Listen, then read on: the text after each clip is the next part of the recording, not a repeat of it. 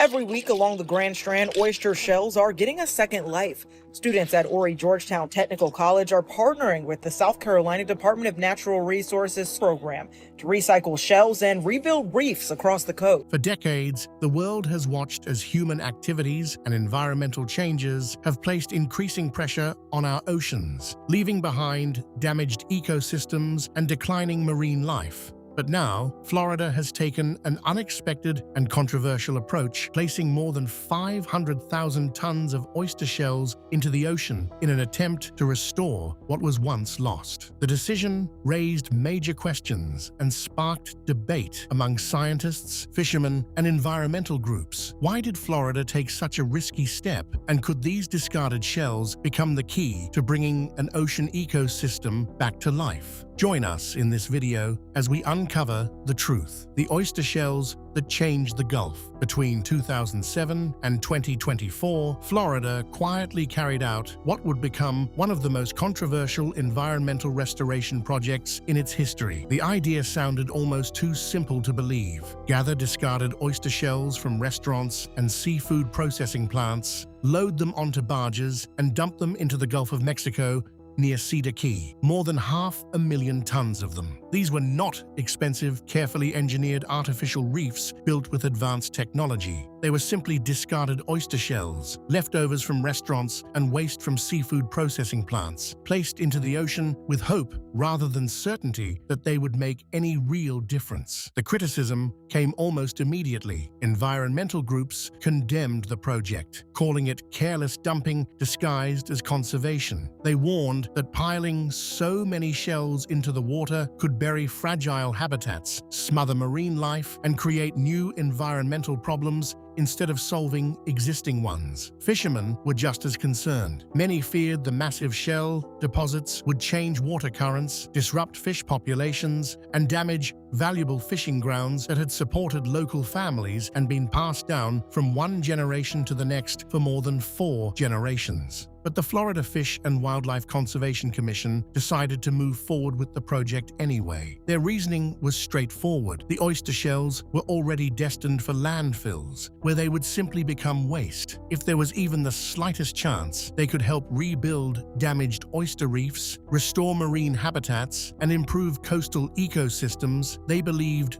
the risk was worth taking. Even the scientists leading the project kept their expectations low. They hoped for some positive results, but did not expect anything extraordinary. So when monitoring teams returned to the restoration sites just 18 months later, they were not expecting to witness a remarkable success. Instead, they believed they would find evidence confirming the concerns and warnings that critics had raised from the very beginning. What they discovered completely changed the story. Life had already begun to flourish across the discarded shells, with oysters, barnacles, and countless other marine organisms rapidly colonizing the new habitat at a speed that scientists had never seen or documented before. Now that we've explored why Florida dumped millions of oyster shells into the ocean, let's take a closer look at what happened afterward and the remarkable results the project eventually achieved. Keep watching to find out the hidden life inside Florida's oyster reef project. When the first monitoring teams returned to the restoration sites 18 months after the oyster shells had been deposited, they arrived expecting the worst-case scenario. They imagined the shell mounds would be buried under layers of silt, with only a few scattered organisms managing to survive. They expected a slow and uncertain process, possibly waiting years before anything that truly resembled a functioning reef could begin to appear. But what they discovered was something nobody had predicted. The results were so surprising that Dr. Krimsky, a shellfish habitat specialist with the Florida Fish and Wildlife Conservation Commission, was left stunned while listening to the findings during a team briefing. Life was already taking over the shell mounds, and it was not happening after 2 or 3 years, which is the typical timeline for many artificial reef restoration projects. It was happening within only a few months. Marine organisms were attaching themselves to the discarded shells at a speed that scientists had never documented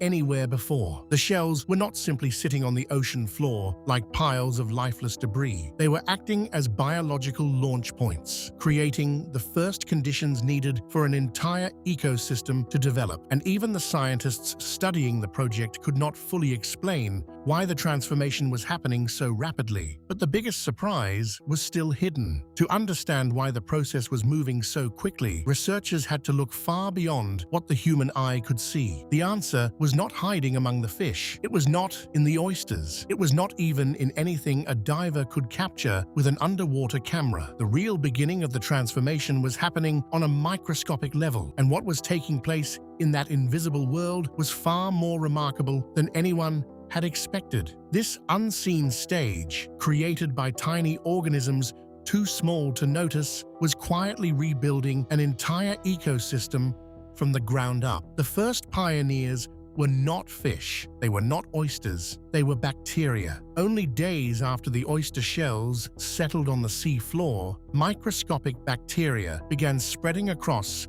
their calcium carbonate surfaces. They formed thin layers, called biofilms, organized communities of living microorganisms that transformed the abandoned shells from simple waste into active habitats capable of supporting new life. These were not random stains or scattered patches of bacteria. They were carefully organized biological communities, creating the foundation for everything that would come afterward. It was similar to laying the foundation of a building before the first walls are ever constructed. Without that hidden foundation, nothing else could rise. From above the water, nobody would have noticed anything unusual was happening beneath the surface. The ocean would have looked exactly the same, but below, an invisible transformation had already begun. And then came another discovery that made the process even more fascinating. The oyster shells were not just providing a place for organisms to attach, they were changing the chemistry of their surroundings. Oyster shells are mostly made of aragonite, a natural form of calcium carbonate that slowly breaks down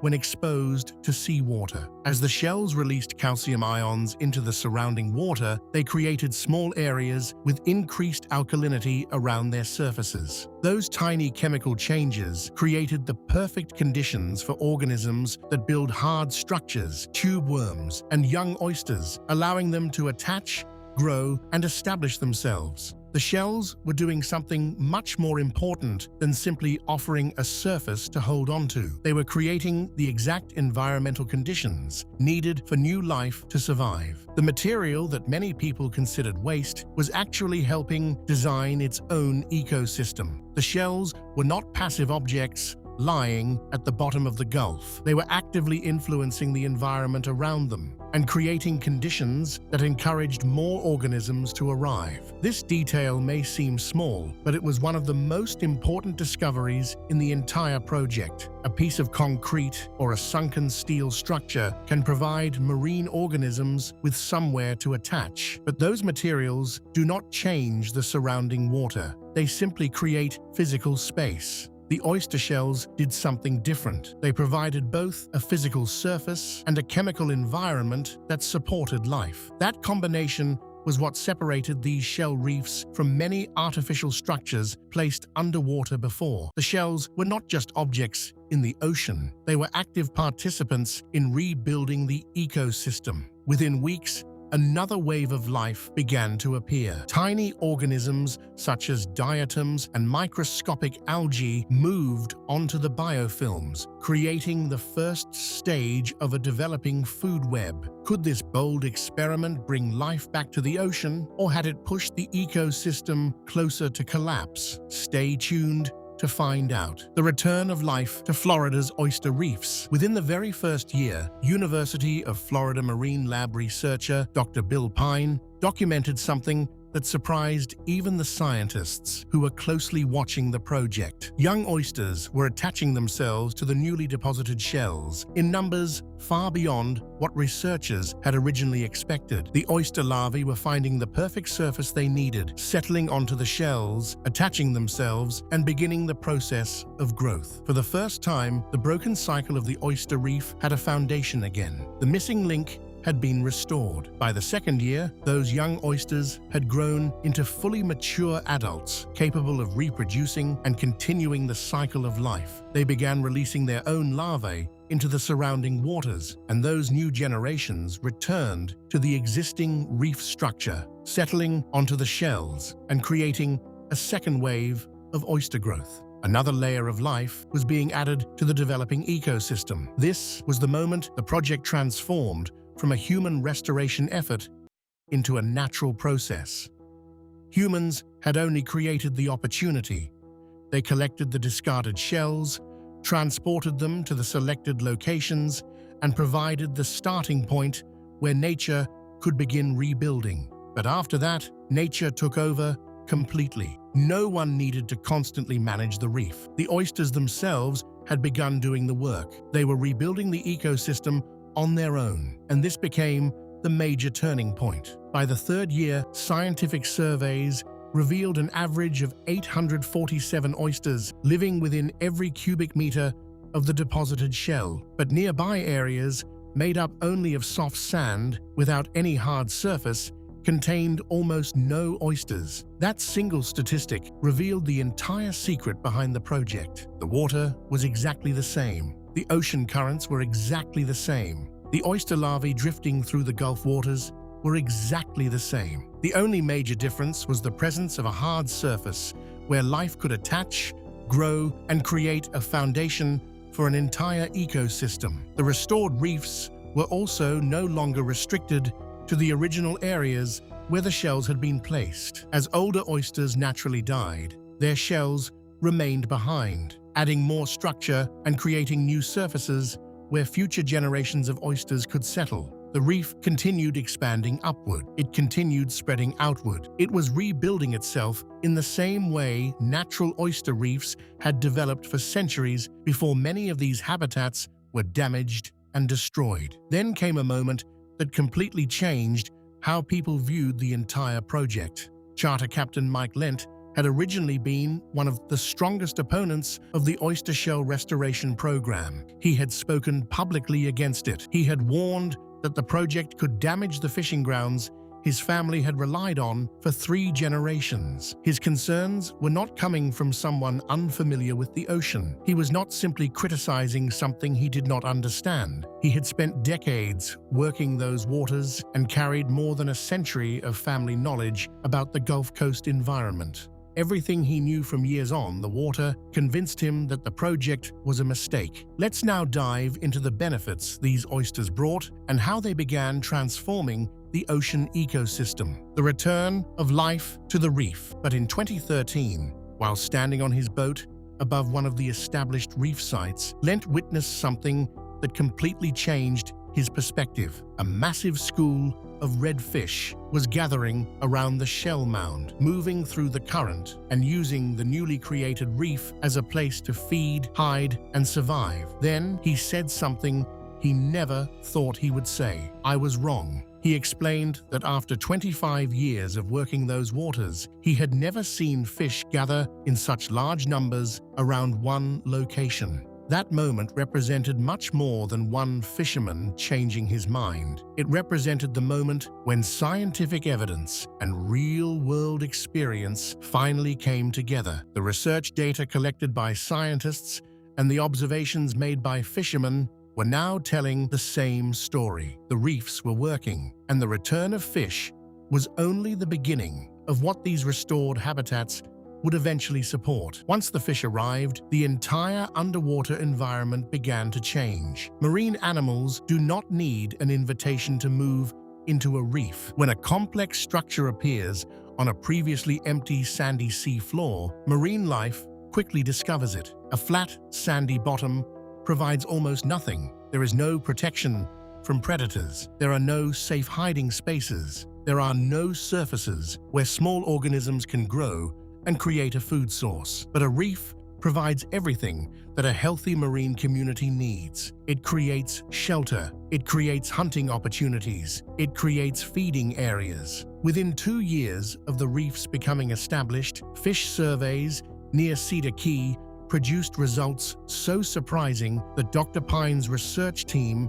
had to carefully review their methods again because the numbers seemed almost too impressive to be true. The amount of fish living around the restored reef sites had increased by more than 340% compared with nearby areas without reefs. The variety of marine species had increased by 280%. These fish were not simply passing through from another location. Many were young fish that were surviving because they now had access to a habitat that had never existed there before. The reefs were doing something far more important than simply attracting marine life. They were creating the conditions required for new life to survive and grow. And that difference was the key. The reefs were not just collecting life, they were producing life. That single word, producing, changed the way scientists understood what was happening. Would this experiment deliver the benefits Florida had hoped for, or would it prove to be nothing more than a waste of time? Keep watching to find out. The hidden benefits of oyster reefs. Jimmy Michaels from the Coastal Conservation Association of Florida explained that oysters play one of the most important roles in maintaining a healthy marine environment by naturally cleaning and improving the quality of the water. He described oysters as nature's own water filtration system, explaining that a single fully grown oyster has the ability to filter a remarkable amount of water every day. Full-size oysters can historically filter up to 50 gallons of water each day. They are constantly cleaning the water every day and all day long. Without oysters carrying out this natural process, the water would gradually become much dirtier and less healthy, Michaels explained. Michaels said Turtle Bay was carefully selected as the location for the restoration project because the area once supported a thriving oyster population before these natural reefs declined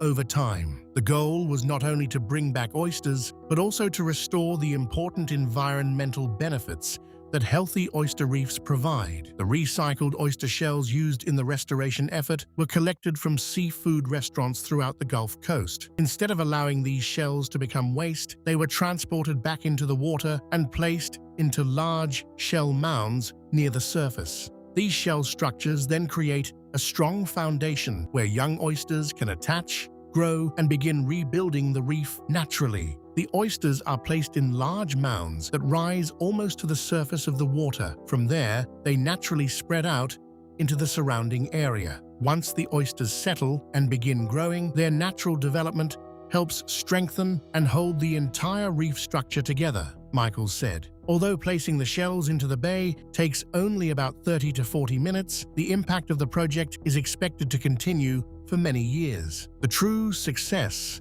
of the restoration does not come into the water. The most important part is creating the right conditions for new oyster growth to return and expand across the restored oyster bar. Michaels emphasized that the newly placed shells are only the beginning of the process. We need to encourage new oyster growth to spread across the oyster bar that is being created today. But once the oysters begin returning, just like the reefs we are seeing here, this becomes a completely new generation of growth that has developed naturally within only the last few years, Michaels explained. Could this experiment earn Florida global recognition, or would it create controversy and damage its reputation around the world? Stay tuned to find out. The global impact of Florida's Oyster Project. Florida's success has captured the attention of coastal engineering experts, marine biologists, and environmental researchers across North America, Europe, and Australia. The results of the project have sparked new interest in the potential of oyster shell recycling and encouraged scientists, conservation organizations, and coastal communities in other regions to explore how these natural materials can be used to repair damaged marine ecosystems. Similar oyster shell recycling programs have already been introduced in several parts of the United States, including Alabama, Texas, Louisiana, California, Mississippi, and throughout the Carolinas. The idea behind these restoration efforts is simple but powerful. Materials that naturally belong in the environment can sometimes help damaged ecosystems recover more effectively than artificial solutions alone. By returning natural resources back into the places where they once supported life, scientists hope to restore habitats, rebuild lost populations, and improve the overall health of coastal waters. This approach could become especially valuable in areas where oyster populations have dramatically declined because of years of overharvesting, habitat destruction, pollution, or major environmental disasters such as the Deepwater Horizon oil spill. For decades, many oyster shells were treated as nothing more than waste and were often thrown away after being removed from seafood processing facilities and restaurants. However, conservation programs are now changing that approach by collecting these discarded shells and returning them to the ocean. Instead of ending up in landfills, the shells can become the foundation for new oyster growth, creating new habitats, improving water quality, and supporting a wide range of marine life. Florida's oyster shell restoration experiment does not completely reverse decades of environmental damage, and it cannot restore the lost ecosystems overnight. But what it does prove is that carefully designed restoration projects can create real, measurable, and lasting improvements. Could these experiments be the end of Florida? Share your thoughts in the comments section below. Thank you for staying with us as we looked into why Florida took such a bold step by Harold. Could this be the solution the world needs? Don't forget to like and subscribe. Click the next video on your screen to explore more stories. See you there.